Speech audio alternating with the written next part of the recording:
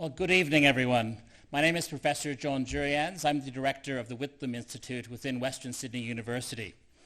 It's my pleasure to be here with you on this evening to launch Dr Elizabeth Reid's Whitlam Legacy paper, Revolution and Reform, the Women's Liberation Movement and the Whitlam Years.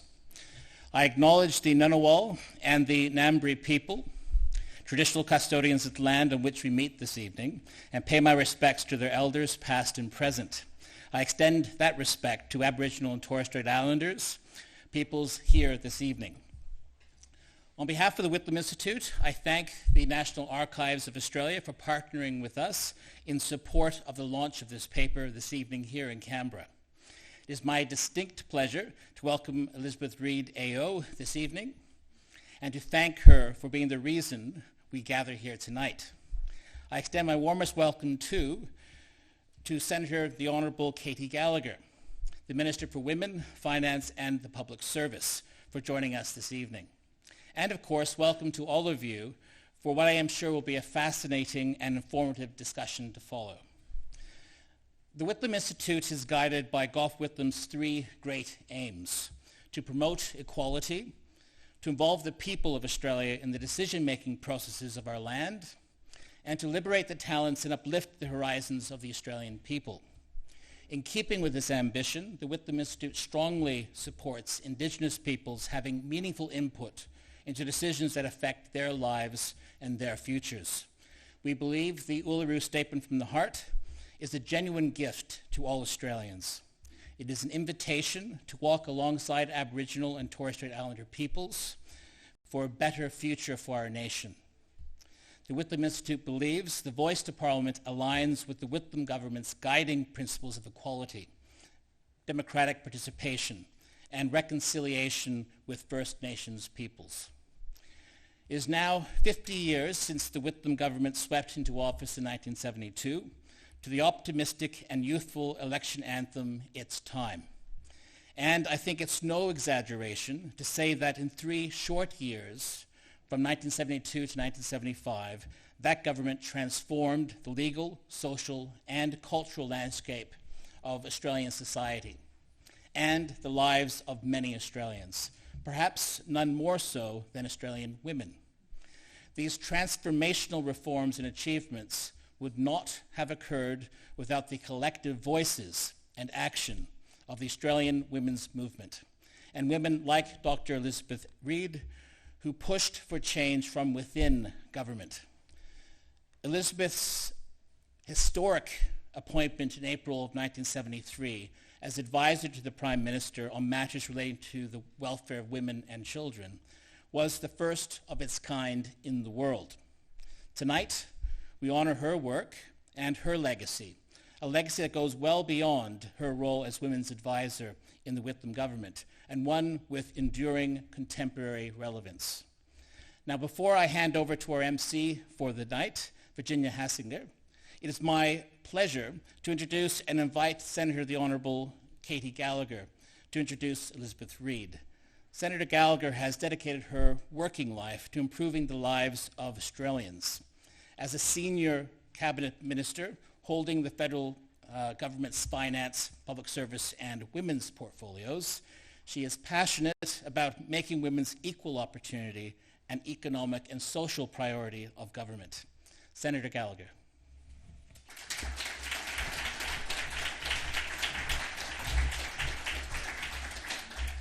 Thank you very much for that warm welcome, and I'd also like to begin by paying respect to the ancient Ngunnawal people upon whose land we gather this evening, and pay my respects to elders past, present and emerging on the pathway to Referendum Day on October the 14th. In a little over 2 weeks from now, I genuinely look forward to the opportunity to enshrine constitutional recognition for Australia's First Peoples through that national vote.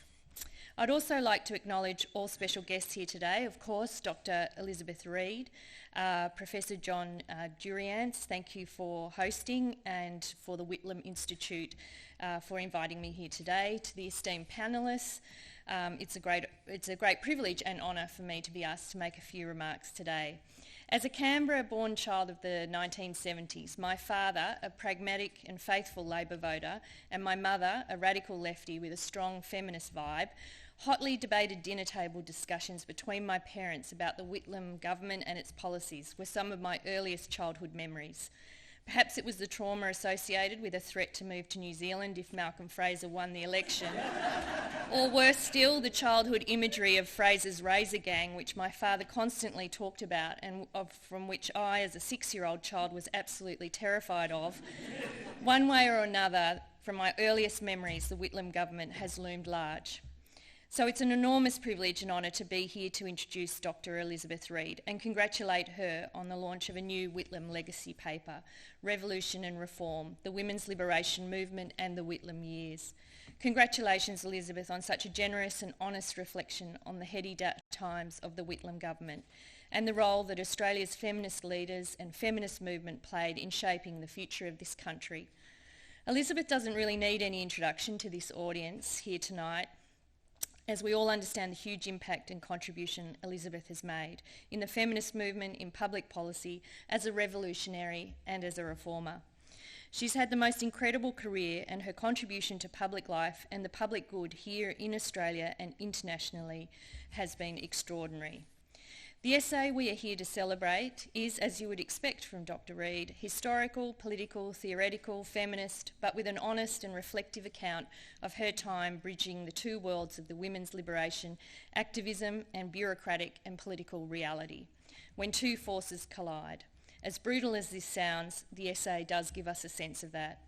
As Special Advisor to the PM on issues affecting women and children, Elizabeth Reid was the country's first, in fact the world's first. And as with every first, the road she dug has paved the way for the rest of us to follow and continue her important work. Back in 1973, Elizabeth applied for the job of Whitlam's Women's Advisor.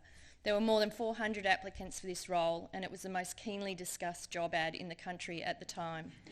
I imagine there were many times in the almost 3 years that followed her appointment as Special Advisor that she wished that one of the other 400-odd applicants had been the successful one. For those in the movement, the position itself was freighted with possibility but also danger. For the successful candidate, there was a risk of selling out, neutering the radical promise at the core of the women's movement. But there was also the enticing promise of steering policy, which had been overwhelmingly the territory of men, and importantly, achieving some outcomes and much needed reform for women in Australia. Over 7 years earlier, women in the public service had to resign when they married, so there was no shortage of caves to emerge from.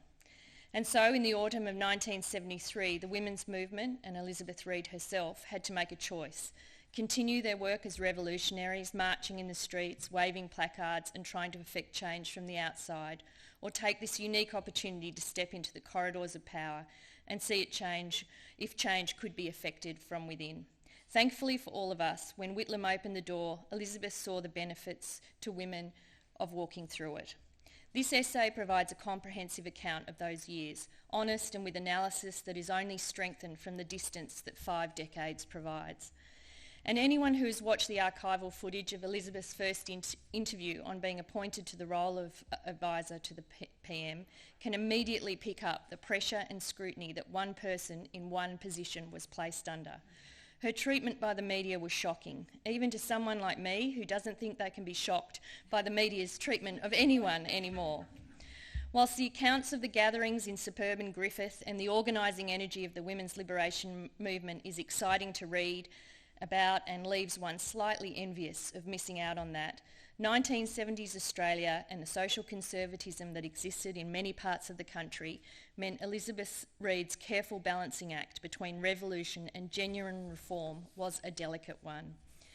Reading the essay, watching the footage and reading the accounts of that time, particularly in Michelle Arrow's fantastic book, The Collection of Essays, Women and Whitlam, brings home not only the enormity of the task that was before Elizabeth and her colleagues, many of which are here tonight, but also the strength of the resistance to her work and the incredible fortitude and resilience she displayed despite the provocation and disrespect she was shown by some. The pressure that was placed on one appointment within government cannot be underestimated. Not only was everyone, critics and supporters, watching what she did and how she undertook her role, but thousands of Australian women were relying on her to make their lives better. and there was so much progress achieved during these years. Childcare, healthcare, the right to work, equal pay, access to education. The foundations of government policy being used to improve the lives of women and children began during those years. And it wasn't only the policy reforms, which I mentioned before, it was also the structural changes within the public services across multilateral fora about participation in international meetings, which finally had Australia as an active participant in the debates on women's rights. As Elizabeth herself points out in her essay, it wasn't only the individual reforms, such as legislating equal pay for work of equal value, it was how those reforms changed the narrative by breaking down entrenched societal stereotypes of the male breadwinner and head of household as the accepted structure of the Australian family unit. I regularly meet women as I travel around Australia who talk to me about how they would never have got into university had it not been for the Whitlam government, and those who often emotionally recount to me how no-fault divorce meant that they could start their lives over again. Now, I don't want to sugarcoat those years. Not everything worked, not everything that was pushed for was delivered, and the delicate balance that Elizabeth had to navigate must have been so personally draining and disheartening at times. But what I do know, looking back over the years that have passed, the early 70s was a serious step change for women in this country. There hasn't been a time since where so much has happened in such a short space of time, and importantly, where so much of it has lasted. The funded women's sector today found its feet in those years, as did the formalised childcare sector. The bureaucracy changed forever with the Equal Opportunity Office, assessments of impacts on women on cabinet submissions, abolishing age limits and men and women only jobs. The social security system changed forever, legitimising the role of single parent families. And Elizabeth Reid and her colleagues from the women's liberation movement were at the forefront of that change. Reading and listening to interviews with Elizabeth, I'm struck by her composure and her cool during the heady days of that government. She managed the delicate dance that so few of us achieve. She worked within the structures to effect real change whilst maintaining her radical heart. A cool head and a radical heart are a potent combination in politics and also in revolutions, and Elizabeth is a role model in this respect. In 2023, the Parliament looks very different from when Elizabeth started at Old Parliament House, which is now known as the Museum of Australian Democracy, just down the road. This is the first Australian government in history to be made up of a majority of women, and the number of women in Cabinet has increased to 10 out of 23 members, the largest number of women ever in an Australian federal cabinet. But many of the struggles remain. It's the unfinished work before us. Women of my generation and those that have followed owe enormous gratitude to Elizabeth Reid and the women of her generation for what they have achieved. Elizabeth, thank you for everything that you've achieved, including the generosity of writing and documenting this essay, sharing your perspective, your knowledge and your advice. You've made an enormous difference to the lives of every woman and girl in Australia through decades of dedication to women's rights and through your work. It's an impressive legacy that is rightly being acknowledged tonight. And importantly, thank you for reminding us that revolution, reform and Labor governments go together.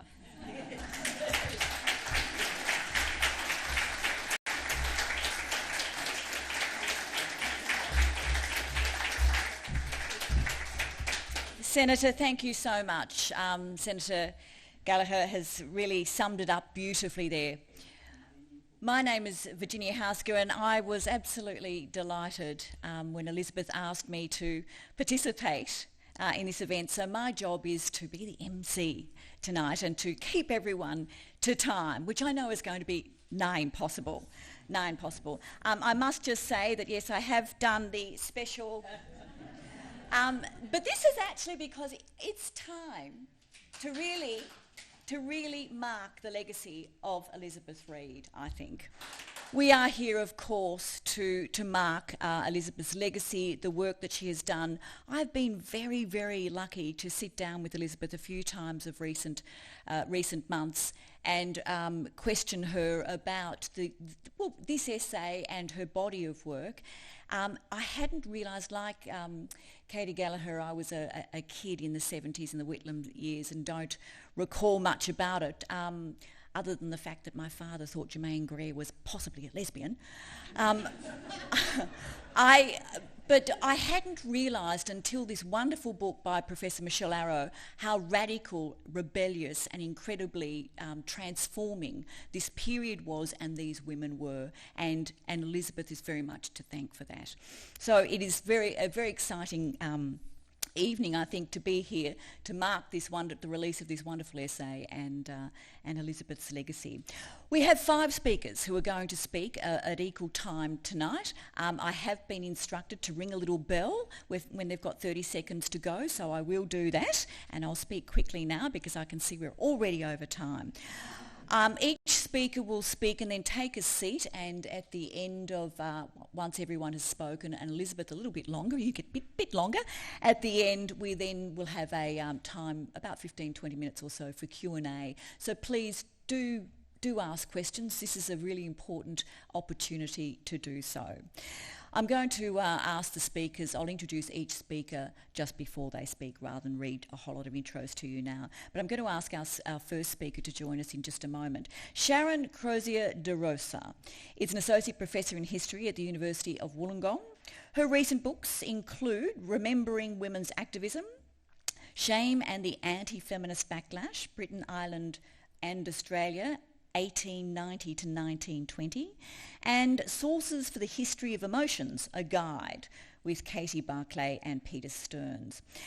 Sharon is a board member of the International Federation for Research in Women's History and currently leads an Australian Research Council-funded project on gender, social movements and cultural heritage. Please welcome Professor Sharon Crozier-De Rosa.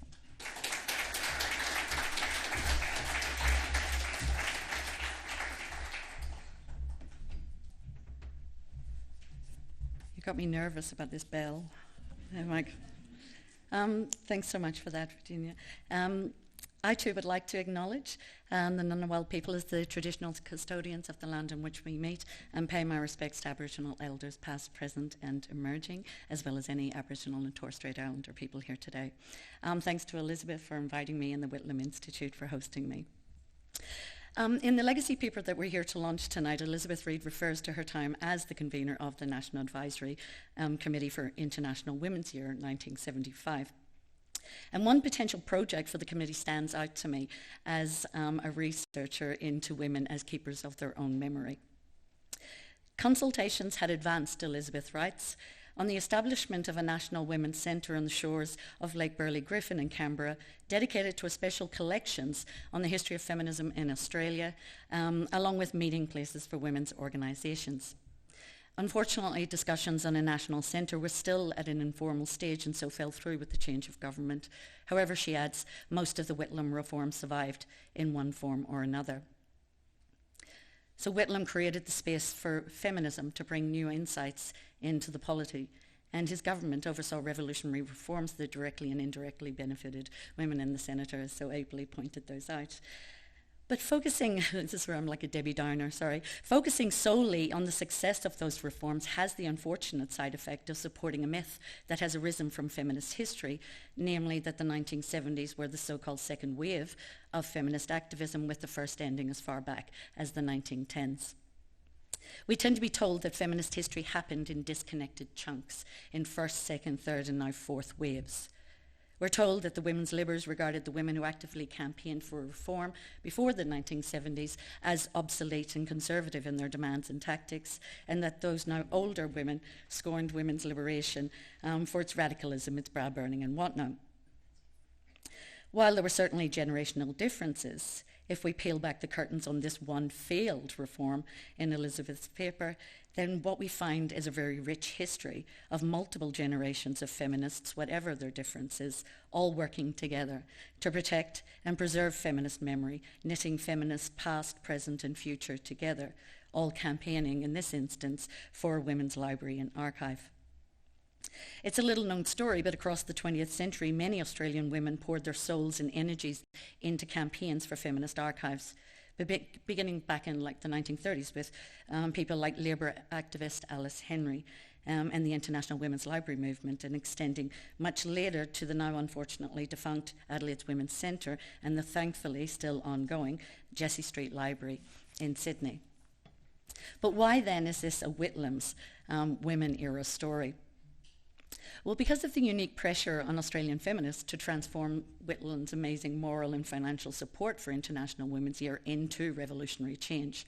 At the inaugural meeting of the advisory committee, Whitlam asked members to use the year, he said, to make a lasting contribution, to ensure a lasting recognition of women's worth. The committee dreamed that long after 1975, women may not only be heard, they said, but taken seriously. And then looking back on the year that was, feminist Joyce McConnell reiterated this positive but no less burdensome desire. It is up to us to make sure that what has been achieved does not slip through our fingers.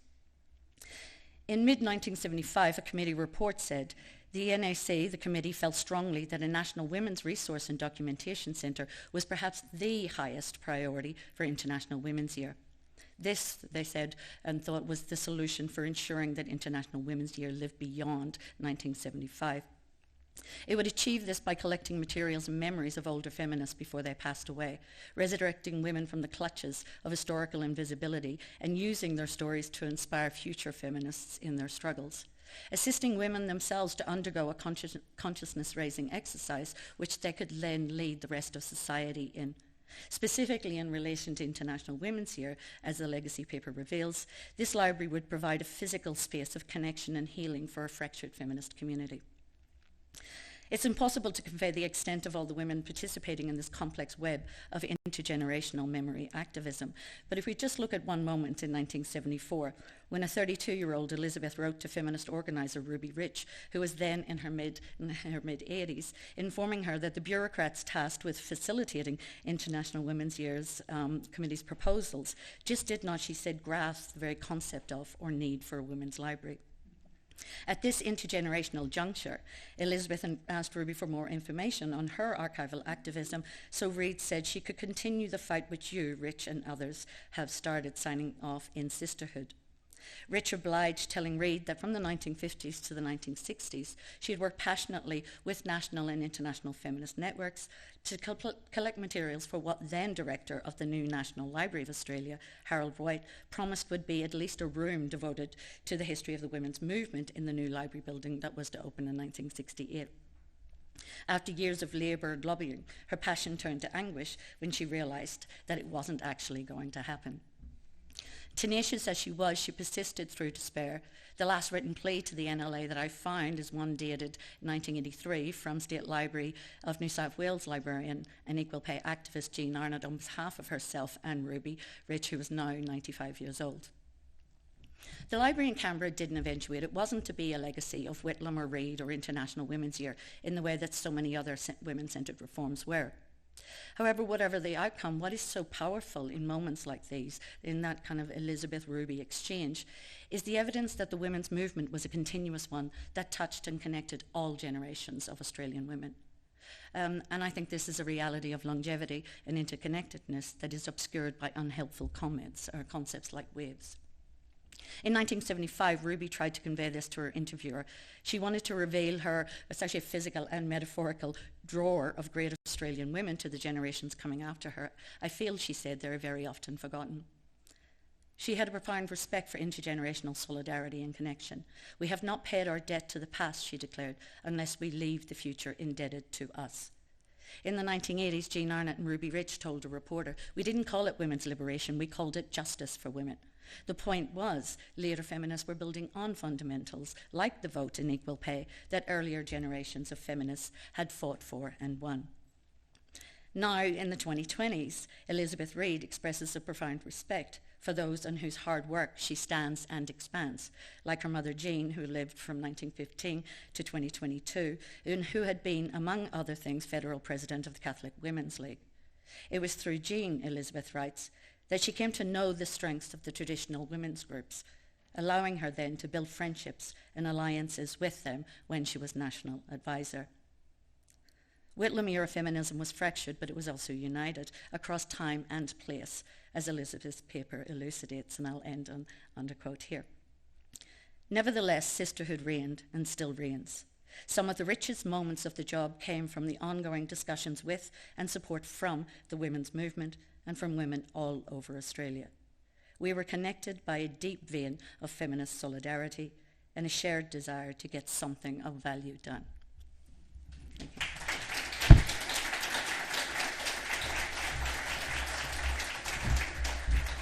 Sharon, thank you so very, very much. And right on time, I didn't need to ding a bell at all. She finished just before I did. Thank you. Our next speaker is Cathy Eatock. Cathy is a Gairi Batjula woman with traditional ties to the lands of central Queensland. Since 2016, she's worked as the elected co-chair of the Indigenous Peoples Organisation Australia, IPO, a national coalition of Aboriginal and Torres Strait Islander organisations and individuals committed to advocating for the rights of Indigenous people. Cathy is also the elected Pacific representative to the Facilitative Working Group of the Local Communities and Indigenous Peoples Platform for the United Nations Framework Convention on Climate Change, and she's been in that role since 2022. And her term is until 2025. Cathy's mother, Pat Eatock, was the first Indigenous woman to stand for federal parliament in 1972 as an independent, and of course her campaign manager was none other than Elizabeth Reid. Please welcome Cathy Eatock.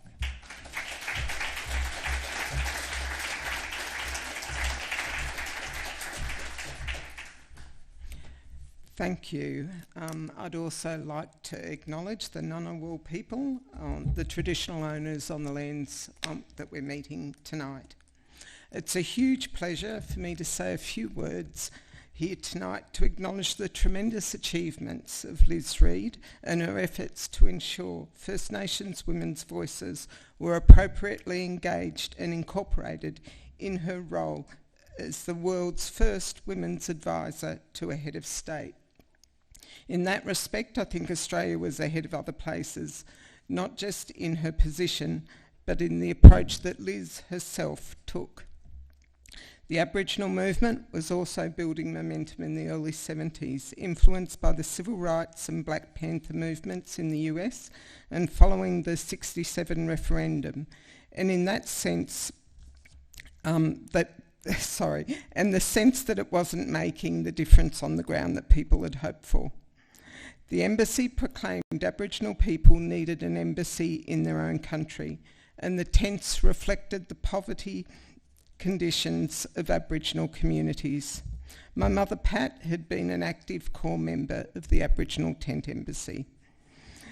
It had been an invitation to speak to the Women's Liberation House that had introduced Pat to the women's movement in Canberra and opened the opportunity to escape Western Sydney suburbia, which led Pat to turning up at the Women's Liberation House in Bremer Street with a baby in arms. It was there that Pat took her own lived experiences and needs to the consciousness-raising groups that were occurring almost nightly at that time.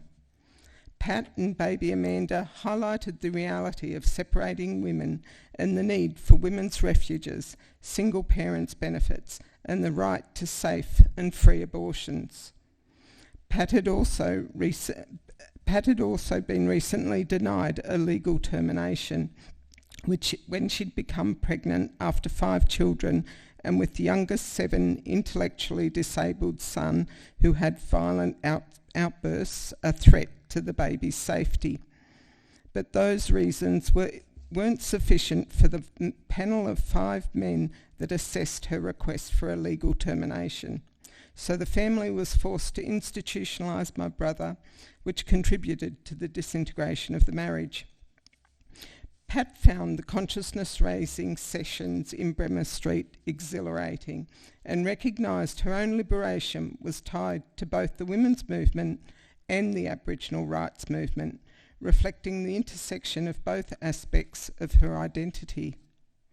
It was in 1972 that Pat had stood for election campaigning on both Aboriginal rights and women's rights, with Liz Reid, her campaign manager. Though it was a safe Labor seat, Pat wanted to raise the profile of both issues during the campaign. But for many Aboriginal women, they perceived the women's liberation movement as being for middle-class white women. It didn't address what they saw as the fundamental source of their own oppression, that of colonisation and imperialism. It was colonisation that brought patriarchy and the economic structures of capitalist exploitation. The sexual abuse of women since colonisation, the enslavement of Aboriginal people as domestics and station hands, the forced removal of children, the sterilisation of Aboriginal women, the entrenched poverty and appalling housing conditions and health outcomes were thought to be based more on racialised oppression than as a result of sexism. Many Aboriginal women also interpreted the women's movement as dividing the genders and potentially fragmenting the Aboriginal rights movement. Though Aboriginal women faced the intersection of both racism and sexism, Aboriginal women often felt the women's movement was largely blind to that. But it was Liz's analysis of the structure of patriarchy and power relations, the need to incorporate the views of all women, including Aboriginal and Torres Strait Islander women, that ensured they formed part of the proceedings of International Women's Year in 1975. The delegation to the International Women's Conference in Mexico incorporated 2 Aboriginal women, my mother Pat and Viv Stanton. The Women in Politics Conference later that year had also sought to have strong representation of Aboriginal and Torres Strait Islander women, with a large delegation attending. My mother Pat was rapporteur with issues like discrimination, poor housing, high infant mortality and the need for self-determination being raised, as were the concerns about the women's movement potentially dividing the Aboriginal movement. Pat took a more nuanced view. She recognised both racism and sexism were factors influencing her own oppression.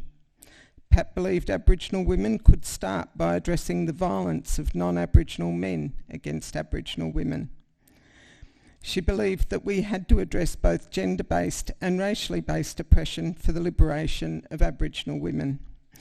But there was also a coming together by the end of the conference, where Aboriginal women called on their non-Aboriginal sisters to support their resolutions for compensation for lands lost, for housing, for stopping forced sterilisation, and for the establishment of Aboriginal medical centres. Significantly, particularly in the light of the current debate around the voice referendum, they also called for Aboriginal decision-making on Aboriginal issues. Clearly, these issues and their call for supportive decision-making still resonate today.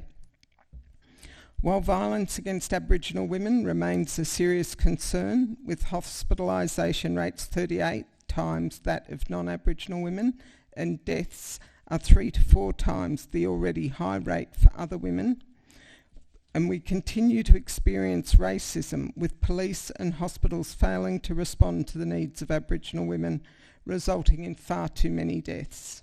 From Miss Do in Western Australia to a series of rheumatic heart disease-related deaths of young women in Queensland. When reporting domestic or sexual violence, Aboriginal women are too often criminalised by police, who see them as the perpetrators, and violence against Aboriginal women is less likely to be investigated or charged. In the horrendous murder of Lynette Daly, where she'd been brutally raped by 2 men in 2011, who then burned the mattress and clothing to hide the blood, the DPP had twice declined to prosecute the 2 men until a Four Corners program aired, and they were eventually charged and found guilty. However, the women's liberation movement and Liz's work as Whitlam's women's advisor also achieved some significant and lasting legacies for Aboriginal women. The single parents benefit had a huge impact on the independence and financial security of Aboriginal women. It has led to Aboriginal women's centres, night patrols, safe houses and Aboriginal workers in mainstream refuges. The period of Liz Reid's engagement as Whitlam's women's advisor also coincided with the broader recognition of Aboriginal rights through the Whitlam government, the handback of lands to the Gurindji people, establishment of the Racial Discrimination Act, and the commencement of the Northern Territory Land Rights Act.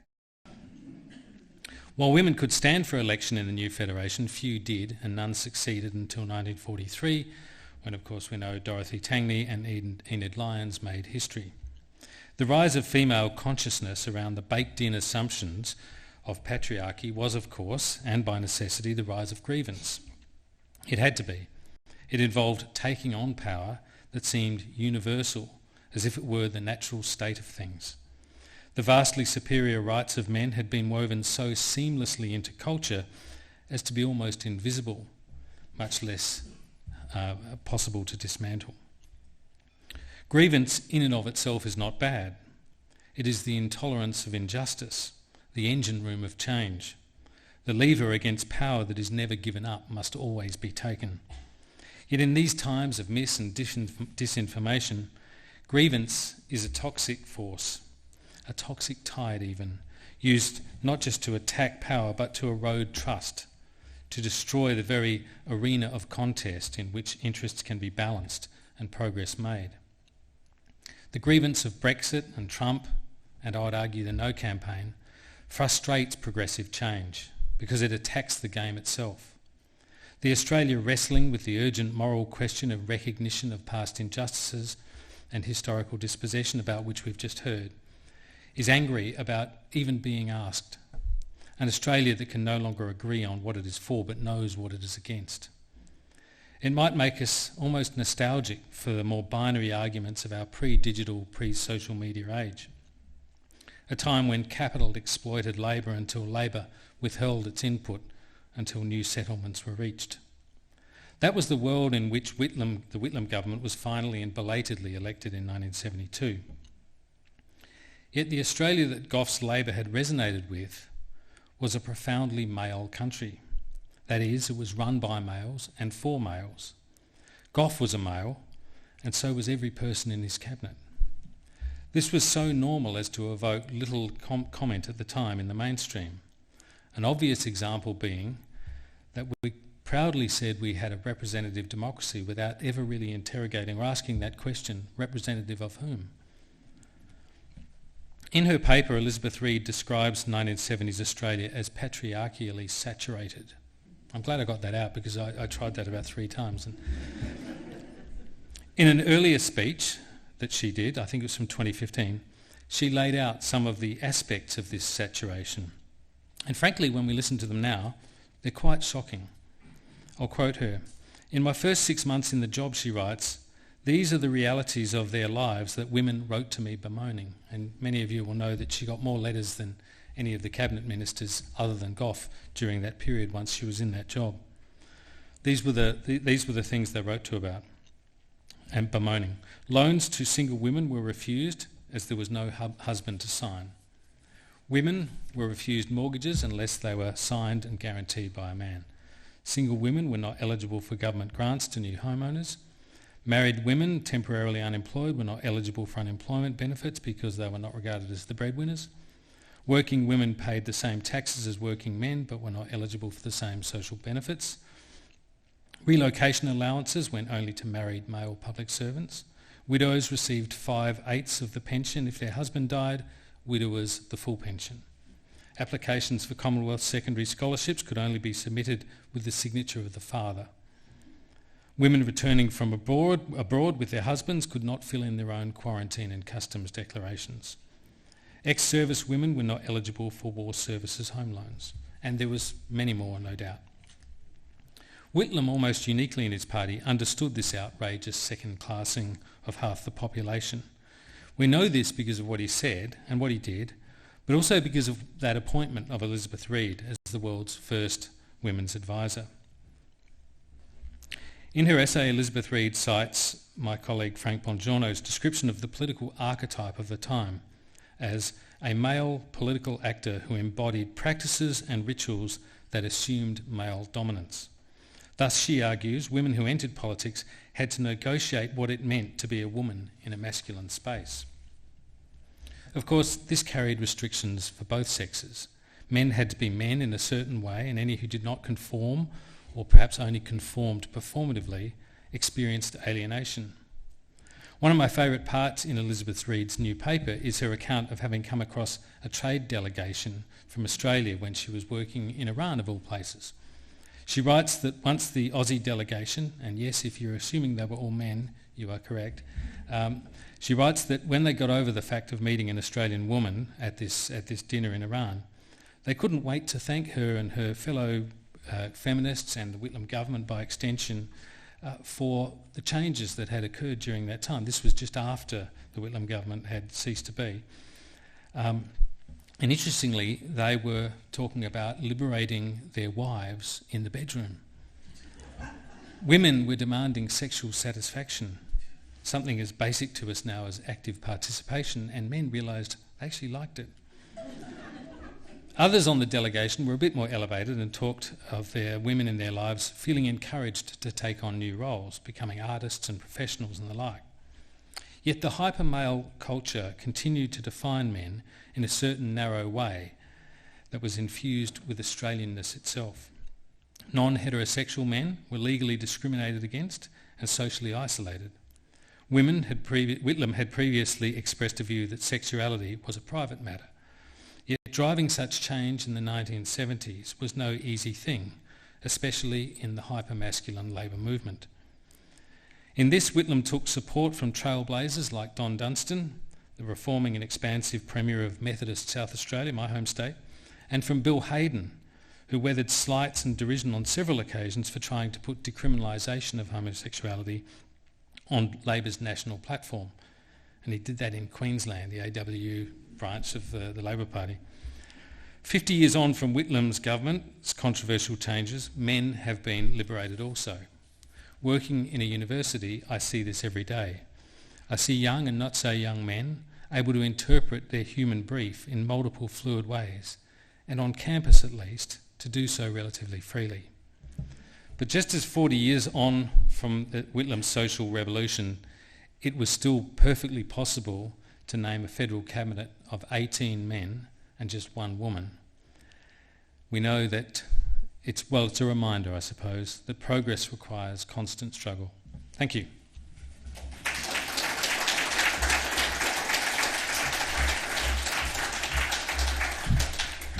Thank you very much, Mark. And it's the first time I haven't had to say or tell you to stop talking. It's time.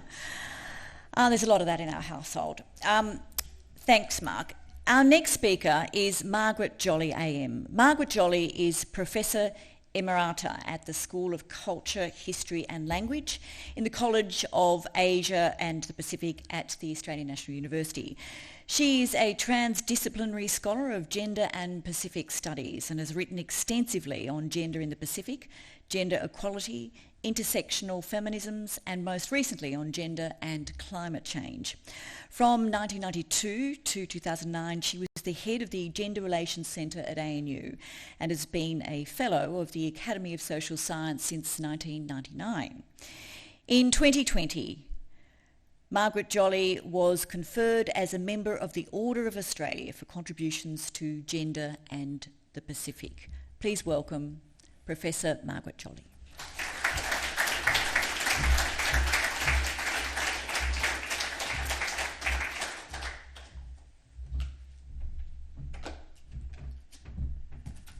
I wanted to start by acknowledging the traditional custodians of the land that we're meeting on, the Ngunnawal and the Ngambri people, and pay my respects to elders past, present and emerging, and to all other Aboriginal and Torres Strait Islander people in the room.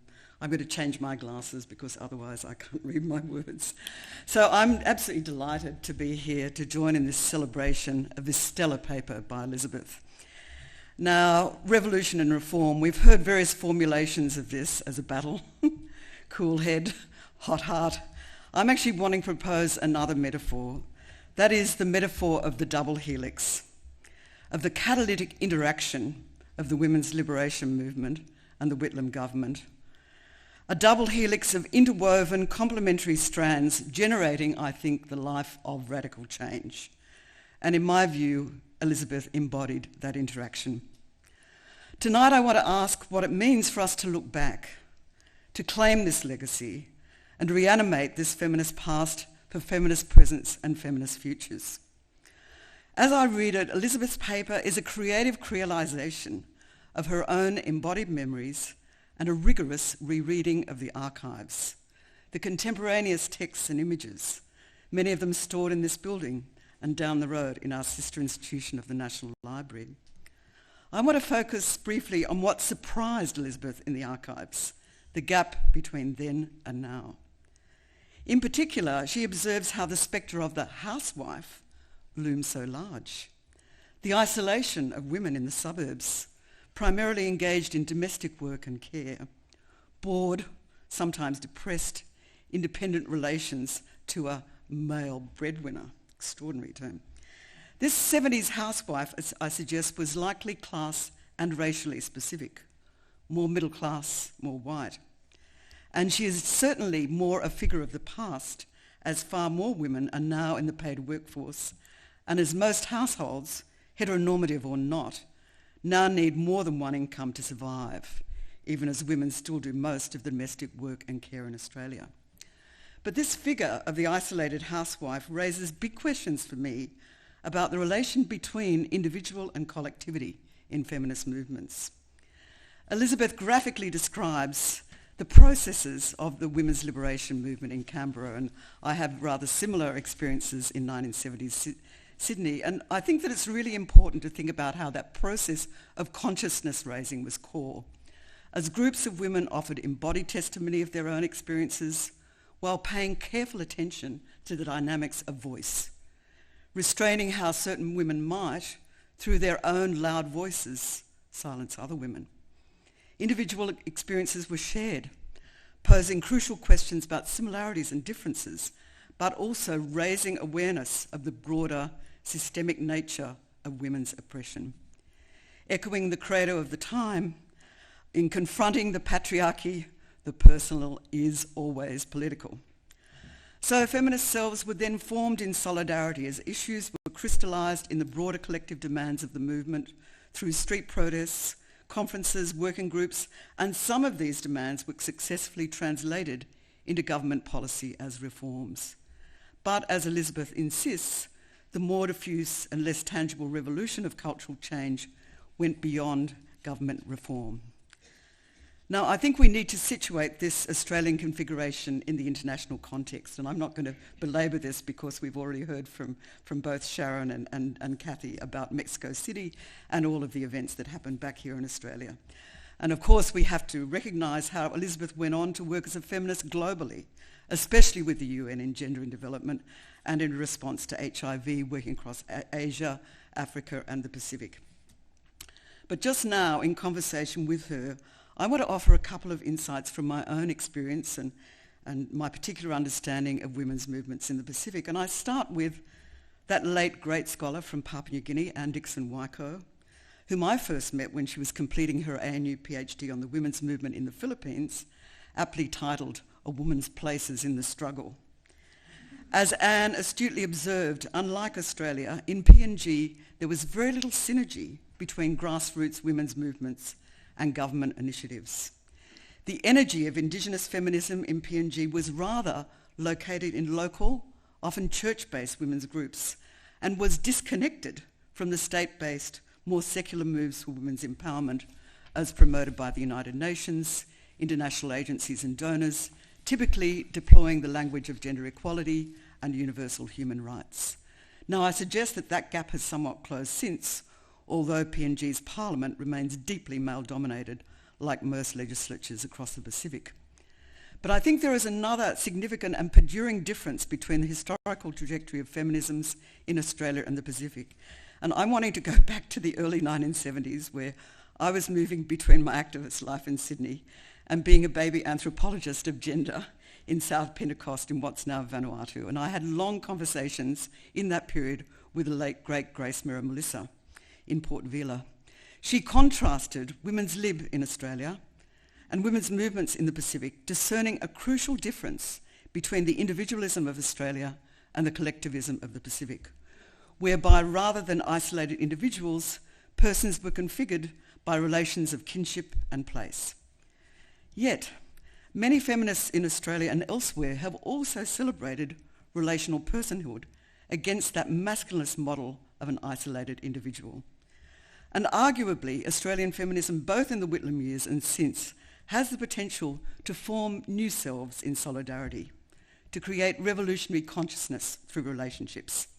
But we are struggling with an exponentially increasing individualism, linked to the commodifications of late capitalism, our smartphone-mediated lives, our personalised algorithms, and the toxic echo chambers of what is supposedly social media. And as Elizabeth attests in her paper, quote, a policy response which is increasingly individualised and personalised. Think MyGov. So I think it will be important for the forthcoming waves of feminism to foster anew a sense of solidarity across difference, even of relationality in revolution. But this cannot be done without also recognising the deeply sedimented inequalities between women on the basis of class, sexuality, ability, and especially race that we've heard so much from you about, Cathy.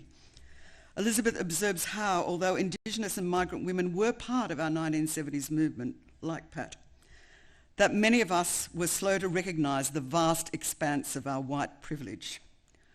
A robust recognition of that continuing privilege is crucial as Australian feminists relate outwards to the world, but also inwards.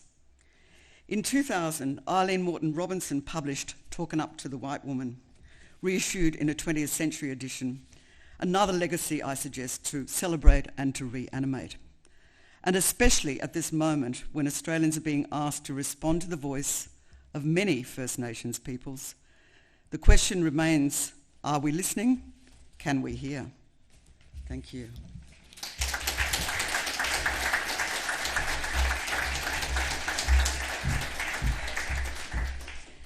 Thank you so much, Margaret. So much food for thought there and so much to talk further about. Now, the woman of the moment, Elizabeth Reid. I am going to give a slightly longer introduction to Elizabeth because this is her night. And I'm going to start off by saying that Elizabeth is in fact a rock star of feminism. And that is actually an official title. I read it recently in an Oxford publication, a fantastic book about International Women's Year by the academic Jocelyn Olcott, and I was delighted, in fact tickled pink, to read how impressed she was by the work of the Australian, not only the Australian delegates to Mexico in 75, but the work of Australian Femocrats. But she was the one who actually referred to Elizabeth, and I quote, Elizabeth Reid has emerged as a feminist rock star during the UN government conference. Yay, Elizabeth. Elizabeth Reid obviously needs no introduction, but I'm going to tell you a little bit about the background that some of you perhaps are less aware of. Dr Elizabeth Reid's extraordinary life and career spans academia, politics, public policy, international development work, and she also has produced a prolific output as a writer and a public intellectual. Prior to her historic appointment in 1973 as Women's Advisor in the Whitlam government, Elizabeth was one of the very few women to hold a teaching position as a senior tutor in philosophy at ANU, anything but ordinary back then. But she was also already an activist and an advocate for women's rights in the fledgling women's liberation movement. A movement that, in Elizabeth's words, swept through Australia like a bushfire in the late 60s and the early 70s. Her appointment and work as Women's Advisor in the Whitlam government was just the beginning of a very, very long career in public life that has been dedicated to addressing inequality and to improving the lives of others, especially women here in Australia and internationally. Elizabeth was critical to the development of Australia's first national strategy for HIV, released in 1989. As an international public servant, Elizabeth has also had a long career with the United Nations, working with UN specialised agencies, UN regional commissions and national governments.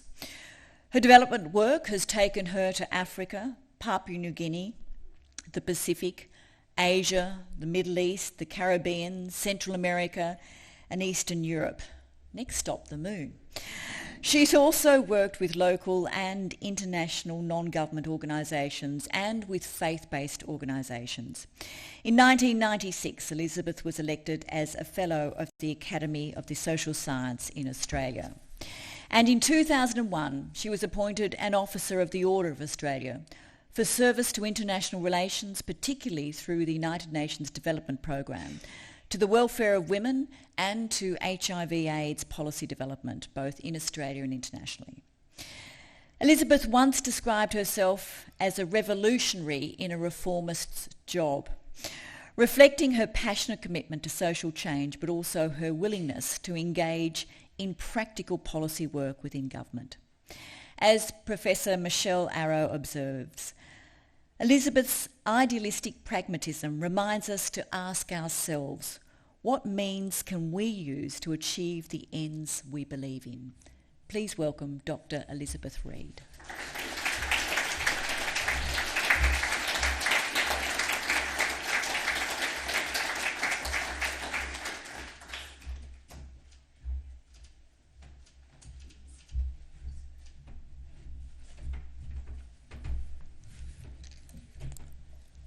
I too need to change my glasses.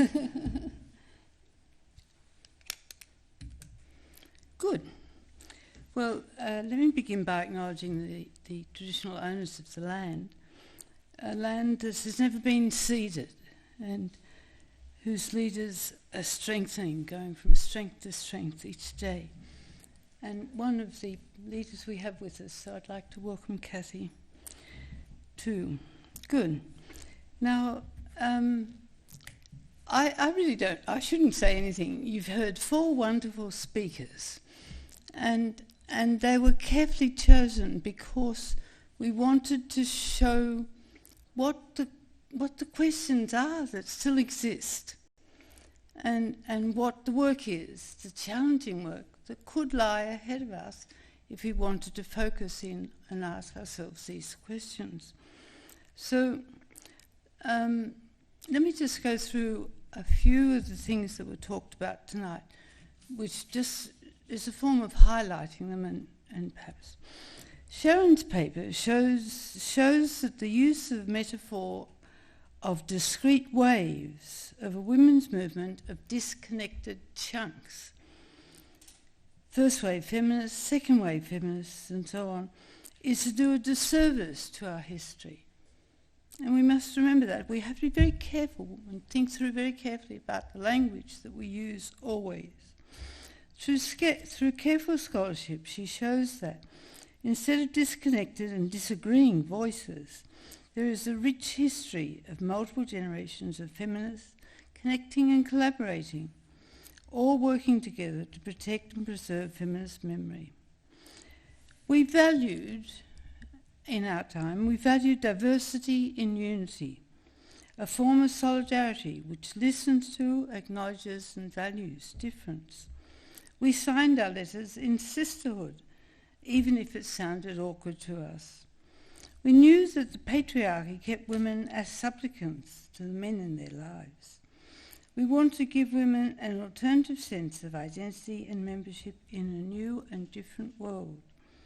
It led to a sense of oneness in diversity, and so, as Mark talked, and so of trust and respect.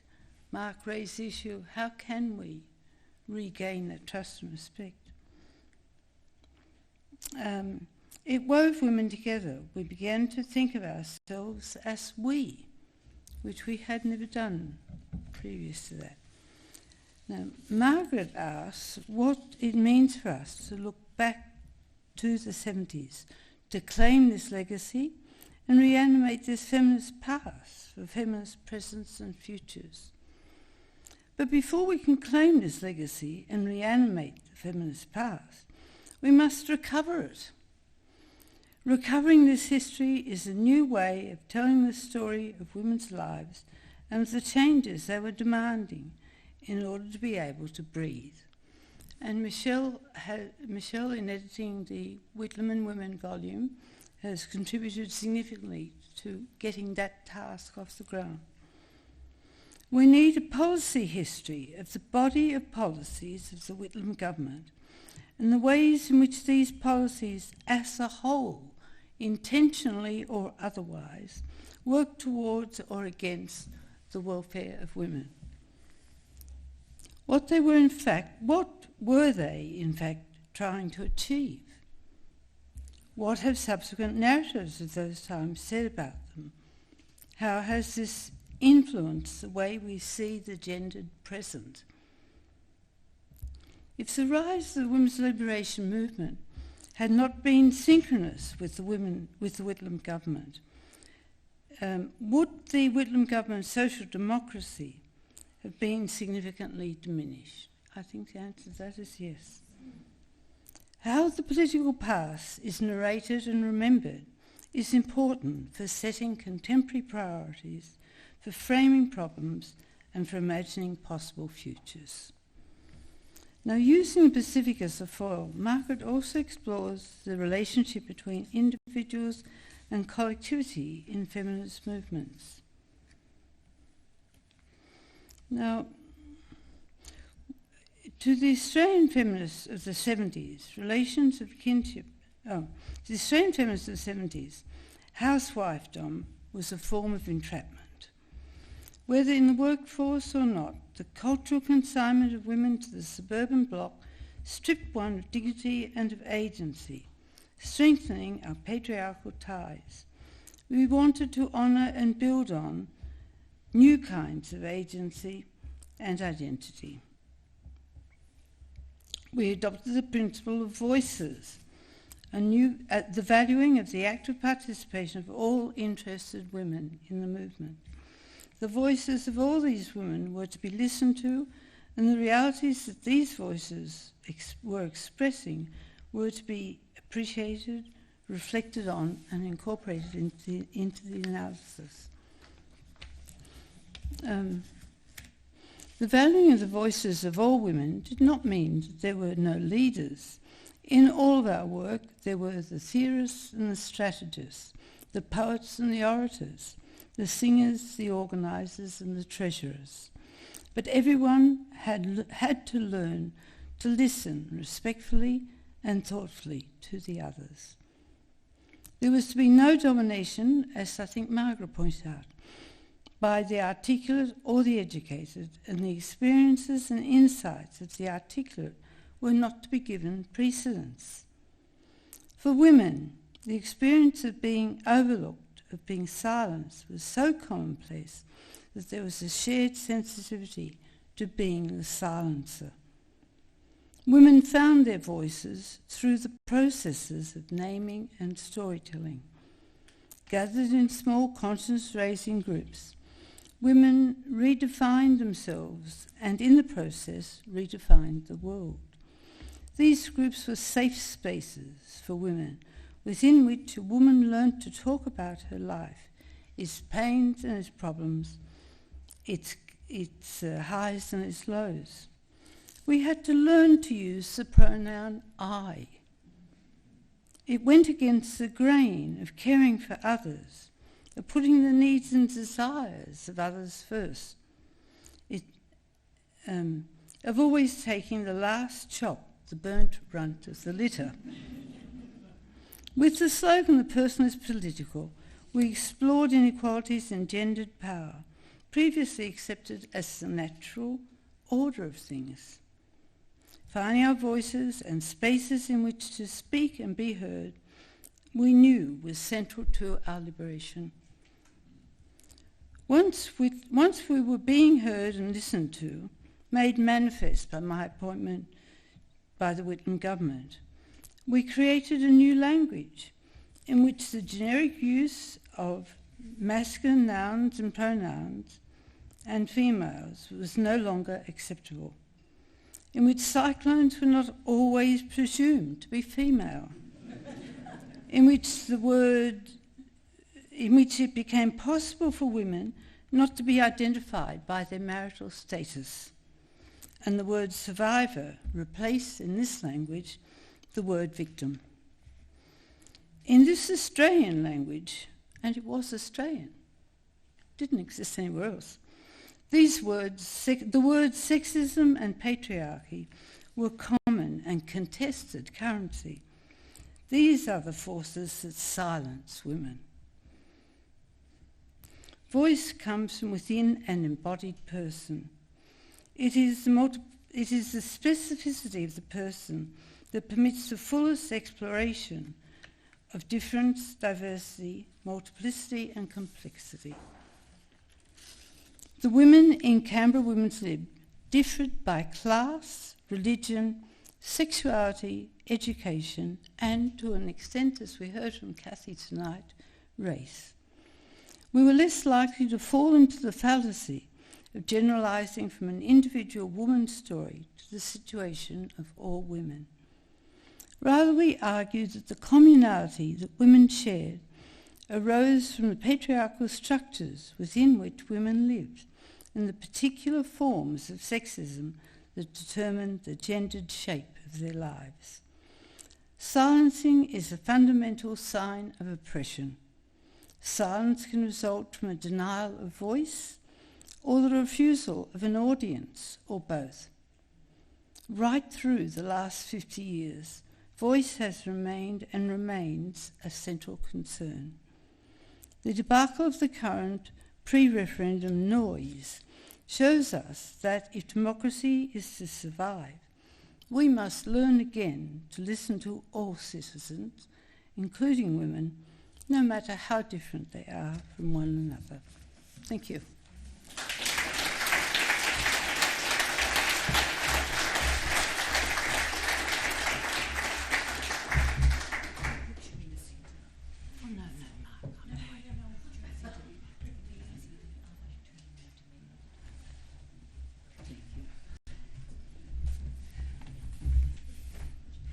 Just a bit of rearrangement of seats there. Elizabeth, thank you. Thank you.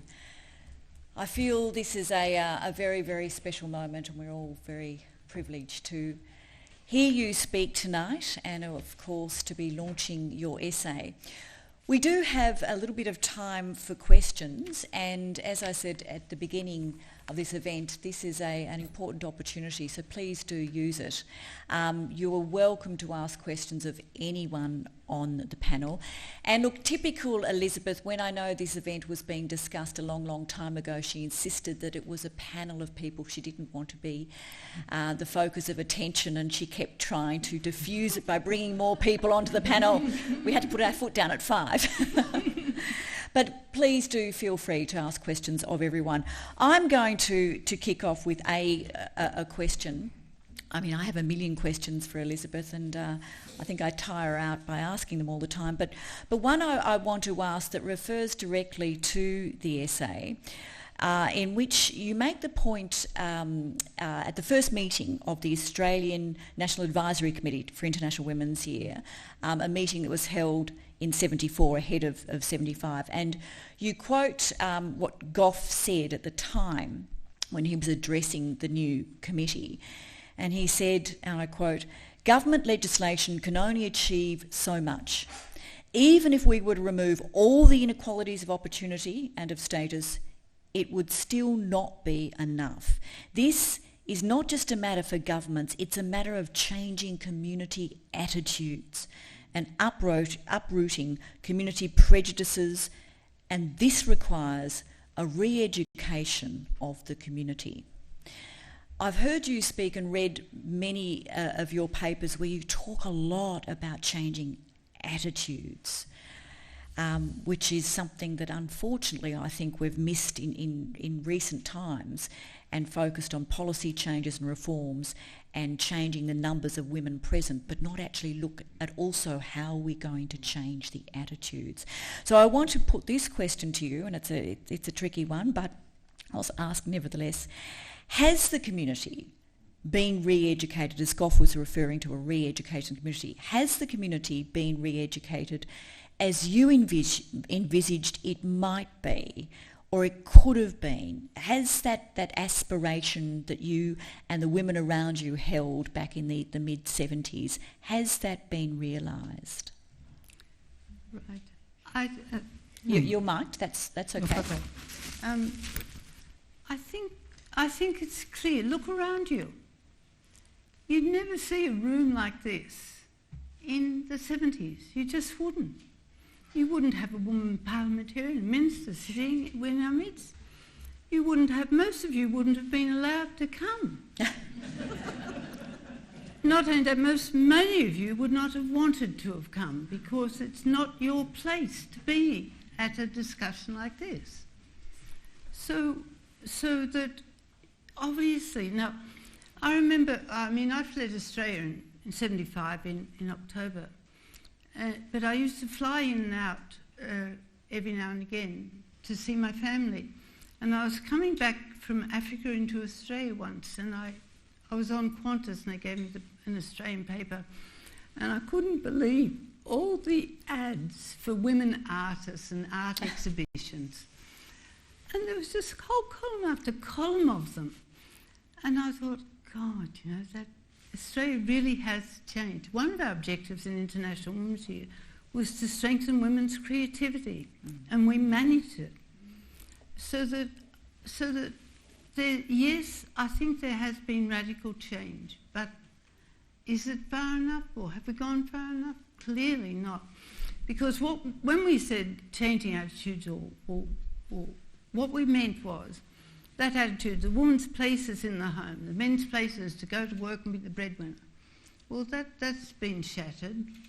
It's shattered more by economics than by, I think, initiatives, but still it's been shattered, and women have taken that place. But what we need to do now is to start identifying what are the stereotypes that are trapping women and start unsettling those. Because we unsettled the ones that were current in the 70s, but they are not the ones that are current now. Thank you, Elizabeth. Margaret, can I ask you to pick up on this theme, because you spoke, in addition to speaking about the practices and principles of the sisterhood and voice and sisterhood and consciousness raising, etc. You also then mentioned, sort of hinted at, future feminism, but spoke of, I guess it's a problem of individuality and an individual and a neoliberal feminism that has emerged. Just picking up on what Elizabeth said then, how do you think future feminists or current young feminists can re-establish the sort of solidarity that you and Elizabeth have spoken about? Yeah, so I think it really is a challenge. And I suppose the kind of individualism that I was talking about, obviously, there are very pervasive things, but even I'd say in terms of work within the academy, one of the things that's really kind of, I just want to back up a bit and say those of us who are responsible for bringing feminist knowledge out of the movement and into the academy, and that was quite a fraught process, and a lot of us were really scared about what becoming institutionalised and commodified meant. And of course that has really happened in quite sort of spectacular ways. But I do think that there's a kind of, in the world in which I've lived and continue to live, this increasing individuation and often a kind of, how can I put it, a kind of undue stress on individual authorship when in fact collaboration should be better forms. Now I think that we are obviously living in a really differently mediated world, and all of us, having gone through the pandemic, have learnt some of the good things about that digital world. I'd have to say that to see how, for example, things like this can be Zoom mediated across the world rather than just confined to the sort of corporeal. But I do think that there's something that's still incredibly important in that kind of place-based, embodied getting together. And even just in terms of, say, our Gender Institute at the ANU, I'd say that, it's not just things that we do on email or, through digital connection, but it's that sense of being there for each other, and in particular giving mutual support when the current sort of outrages of patriarchy manifest themselves. I think that that's hugely, hugely important. Now, I was obviously kind of drawing this, after Grace Murray-Melissa's words, drawing, some kind of binary, some dichotomy between individualism here and collectivism there. I mean, I think it's a little bit more complicated than that. And certainly in the writings of Annie Quire, who's one of our brilliant PhD students from Solomons at the moment, she's wanting to, certainly disrupt that kind of binary. But I do think that it's important to think about the different forms of kind of given collectivity. Let's not kind of dismiss the importance of kinship for all of us, regardless of whether we're white Australian or migrant or Indigenous Australian. But I do think that for contexts, like the Eileen Morton-Robinson case or, Pat and Cathy's case, I mean, there is, that sense of mob, is really, in some ways quite distinctive. And certainly, in terms of how the relationship between, say, feminism and nationalism was seen in the Pacific context, that kind of collectivism was seen as a really important distinguishing feature. So I think that presence, corporeal presence, is really important to mutual support. And there are obviously ways in which social media and our digital world can create new congregations. But I suppose I think there's something very particular about being in place together. Sorry, that was far too long. No, it was excellent. It was fascinating, absolutely fascinating. And just picking up on that point, the reference to mob, Cathy, I was just thinking as Margaret spoke, Sharon referred to the waves. We shouldn't talk about the 70s women as the second wave. In fact, the waves sort of disorients feminism a little bit in that it's ongoing. But just what Margaret has just said makes me wonder, is it possible that women within Indigenous communities now are actually have become better at working as a collective, as a mob together, than perhaps young feminists now in Australia? I think a lot of traditional Aboriginal communities were matriarchal, and Aboriginal women have always been very strong in Aboriginal communities.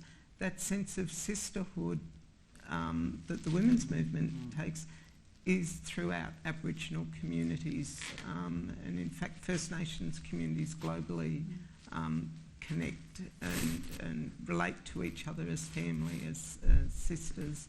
So I think there's probably some learnings that the women's movement could draw from Aboriginal culture.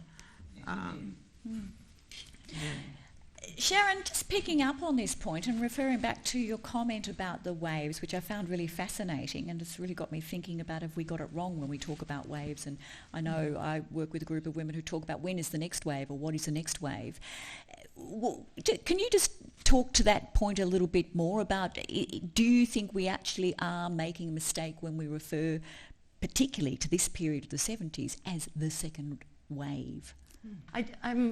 I think it does a disservice to all of the women before, right? It's not to disrecognise or unrecognise the fact that during this era there's revolutionary reform, but it's built on decades and decades of women activists, continually chipping away.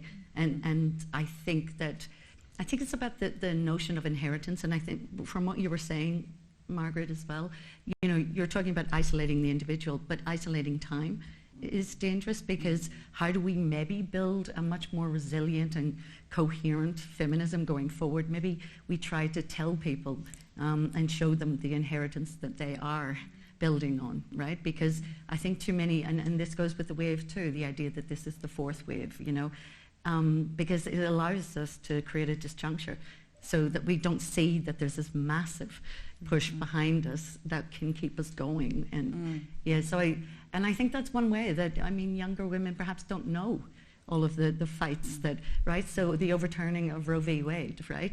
Like a dangerous moment. Could we have stepped in and prevented that? Could we have, by acknowledging the hard work that has gone into doing that, could we have stopped a lobby group from overturning things like that? And so I think actually the stories we tell of the past and how we adopt those in the present is incredibly important for who we think we are and what we think we still need to do.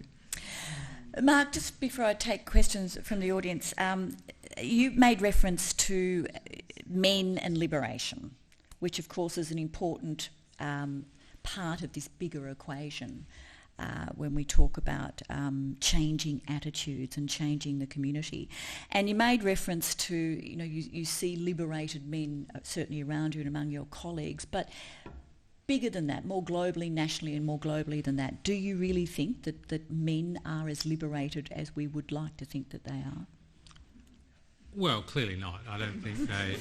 I don't think they are. I mean, I think we still have a very kind of patriarchal society. Whether we would now call it as patriarchally saturated as Elizabeth described in that period, I think we have to acknowledge there have been big advances, and there have been significant both legislative and I think attitudinal changes. So we've made progress, and I always think it's important to talk about progress, to acknowledge the forward movement, because if you don't acknowledge forward movement, you sap hope really of there being some chance of progress. And I think it's without sort of wanting to kind of hijack the point to the current political dilemma, but it worries me where we're standing at the moment. Noel Pearson said yesterday that it's with a degree of hope and terror that the question has been put, and I understand that. I think many of us understand that, and what that shows is that even with advances, even with enlightenment, as we would describe it, there are ways in which we can slide backwards, and the disaggregation of everything. You mentioned, I think it was MyGov, the sort of digitisation of everything, the removal of physical place from the collective organising of people, I think has made a lot of change really precarious. And so, men are a lot better as a cohort than they used to be, at least in this country. They're a lot worse than they used to be in Iran and Afghanistan and so many other places as a cohort as well. So it's a mixed story. It is, and one that we could go on talking about forever. I do want to just come back to one question for you, Elizabeth, before we go to the audience, because I was just prompted to think of it. Minister Gallagher made mention of media, how poorly you were treated by the media, and any woman in public office is very well aware of what that's like. But she's absolutely right, and as we saw at an event we did when we played recently, that footage of you at we played at the museum, the footage of you during your first media interview as Women's Advisor, where you were almost pushed up against the wall by all the male reporters shoving cameras in your face asking idiotic questions. But you said in the essay that we, as in women across the women liberation movement and were connected by a deep vein of feminist solidarity, but the job, you went on talking about your job, came at a very high personal cost. Now, when you did leave and left that job and then left Australia, I know a huge number of women were very disappointed that had happened, but how did you continue to push on doing the job you did despite the media treatment you copped, which was certainly by 1975 it had become hysterical? I don't know, except recently I've thought maybe the answer just is I was just so busy that I just didn't have time to take any notice of it. Because really it was, Julie Gillard, suffered from social media. Social media didn't exist in my time, so it was just mainly the press. But within that, if you look at the report of International Women's Day, there's a whole chapter on the way the media treated what we're trying to do, and it makes appalling reading, appalling. So, it was awful being there, but truly I was just so busy. I didn't have time to be offended or to sulk or to go underground. I mean, that was it. I just had things to do. Too busy to notice. Yep. I love that. I think that's a beautiful answer. Ladies and gentlemen, questions from you. We do have a few minutes. There's a microphone. Hannah's got a microphone rolling around and one at the back here. We have a question at the front. And did we have a question up the back there somewhere? No, we have a microphone. We do have a microphone. You're right. Yes. Thanks.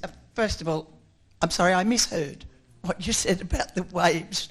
You weren't right. And then I misspoke, which is That's fine. terrible political error. Okay. I was so too busy to even notice. Oh, good. Oh. I have seniors moments which I describe as, repetitive strain injury, thinking too much. My question, Elizabeth, Yes. and is quite straightforward without too much raving. I should disclose that I first joined the Labor Party in 1969. So full disclosure. But one of the things that intrigues me about when we have all of these stories is the three men that Mark mentions. What party were they from? The great achievements in social history of Australia and advancement of rights and welfare of the people. All Labor governments. Issues of apologies for the stolen generation. All state Labor governments before the federal Labor government did something about it. The first time most women in the cabinet, in the House, have been women in the Parliament, have been women, a Labor government. That's right. Now, I draw some historical conclusions from this, which brings me to a question about how we see history and how we write it. Like, it seems to me that story is elided. As if there was no significance that it was Don Dunstan and Gough Whitlam and the other one's gone. See how important they are? Bill Hayden. And that goes to the story of how the media reports on history as well. So I'd like you to make a comment on that, if you would, Elizabeth, because your view of history, you must, of course you must agree with me. Yes. And the other thing is the question of the depiction of housewives from the 50s. Now, my mother was one of those, and one of the things, as was yours, and one of the things about those depictions is that they are so false. That is a whole picture of cultural bullshit. My mother didn't sit around doing her hair. She had 6 children, for God's sake. My mother worked, most women worked. Over the whole of history, most women have worked. And so, All women work. Well, of course, all women work. But most women were in paid work. My mother was a Hansard reporter after her children were old enough. My mother wrote the history of this country because if you did verbatim reports from what they say in the parliaments, Hansard would be useless. So what was the question, the final question there? What's that had to do Yeah. My question It was a wonderful Elizabeth, comment. to reflect on how all these things. It's Link my up. vision that they were almost exclusively Labor governments, and what difference did that make about Whitlam? Not my usual question about Margaret. Oh, you've got a microphone. Yes. Yes. Yes. No, I agree absolutely with you. And I think that's another history that hasn't been looked at and hasn't been uttered. Nobody's telling that story. We don't have an authoritative voice even to tell it. But it is an amazing story. And I think that just going back to what we've been talking about just in the last few minutes, we now live in a world where there's almost no face-to-face interaction. And what face-to-face interaction there is very often confrontational, nasty, demeaning, putting down, ripping apart. I haven't yet to hear anybody discussing the yes-no referendum question. You just take your stand and bugger the rest of the world. Up yours. So Another Labor government initiative. Well, yes, that's true. But the point I want to make is that I look back on our times, and because I was thinking in writing, thinking about it tonight, that I was going to argue that we went from our concept of voice, not the voice, but voice or voices we were talking about. We went from there that you can't bring consciousness raising per se, you can't drag it up into the 21st century, but what you can do is set up community conversations. And then when I thought about that and imagined it, I saw women being put down, trolled, men fighting, not listening. Nobody listens. But so Whitlam himself, I think, brought a dignity and a respect into that arena, which enabled and facilitated conversations and dignity and respect of others. So that I think Labor could write a whole narrative about the role it's played apropos of dignity and respect of women, changes in women's lives and dignity and respect amongst people. I think another book is coming along. We do have one last question from an audience member just up here. Hello.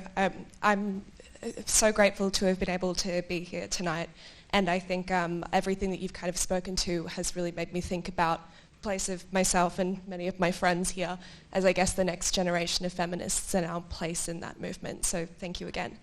I wanted to reflect on, I guess, what a lot of you have said about voice and the place of women's stories within contemporary debate and discussion around feminism. And I think for me, a lot of what I've seen in my engagement with feminism is the multitude of stories which often come from women in forums such as literature or through film or through, I guess, writing that individual experience and giving it power through that.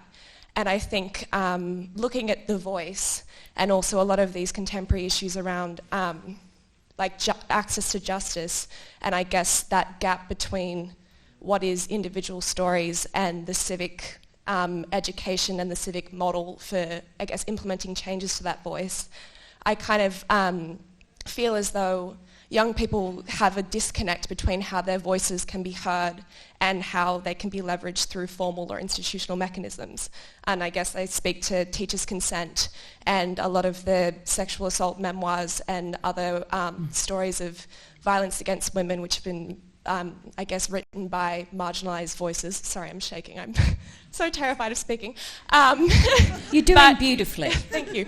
But yeah, I just wanted to get general views on how to kind of merge that maybe disconnect, which I think has been spoken about in the microcosms of social media and just generally that post-capitalist perspective on feminism, and how to, find that gap between individual stories, which is so powerful and valuable, and have been allowed through many of the political reforms that have been made to date and the work that is to be done.